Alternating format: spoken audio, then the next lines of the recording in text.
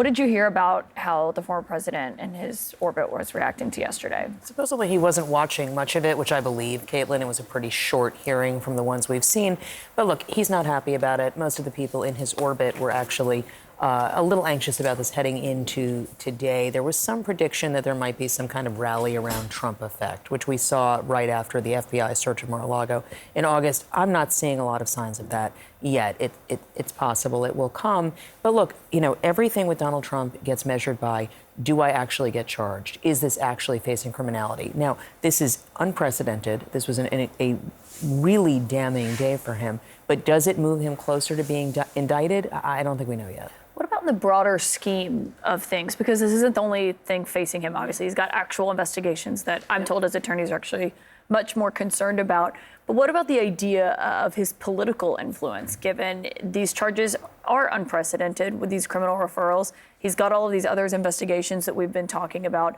What does that mean for him and his third run? Look, his third run has been, we're 5 weeks in now. It's been pretty lackluster so far. He at minimum seems distracted or not that interested. We'll see what it looks like when we head into a new year. There's certainly clear signs that his influence in the party is waning. Now, we don't know what that will mean going into next year. Do other candidates challenge him? Does Ron DeSantis, who is, the hoped-for candidate for a lot of donors, does he even run? Or do people ultimately decide to sit it out?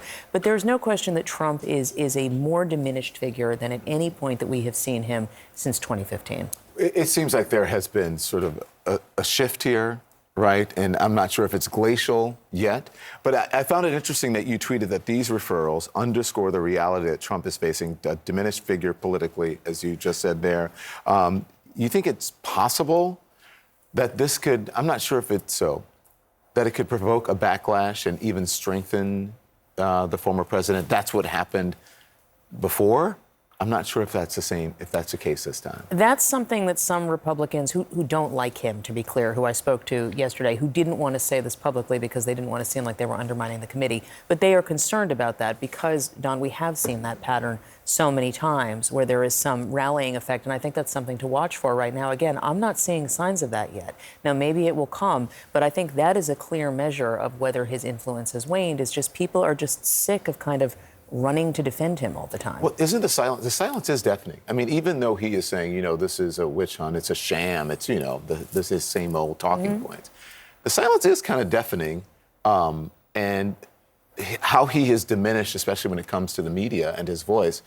It's interesting. It's an interesting turn because before he would have been standing in front of microphones, everyone would have been paying attention, and that does not appear to be happening. And his allies would have been out there saying, this is terrible, we stand by him. I don't see much of that. We'll see what happens next week. I think that there are allies of his in the House among Republicans who are planning on doing some kind of counterattack on this report. Once the transcripts start coming out, and we're expecting that to start tomorrow, I expect they will start looking through those interviews, picking through things that they can say were inconsistencies, things that they can highlight as, look, this witness said X, Y, Z, and this was fair to him. I think they will try to undermine Cassidy Hutchinson, who was the star witness. So I think we don't know yet what it's going to look like, but certainly in the first day after, there is a real fatigue all around about him.